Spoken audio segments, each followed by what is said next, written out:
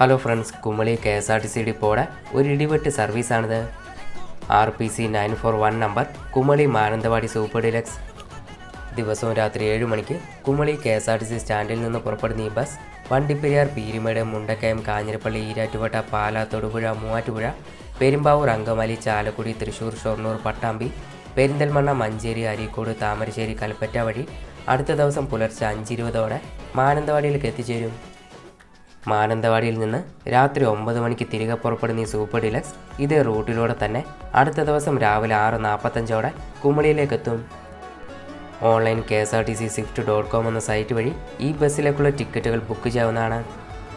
ഇതുപോലെയുള്ള അപ്ഡേറ്റ്സിന് നമ്മുടെ channel subscribe ചെയ്യാൻ മറക്കല്ലേ.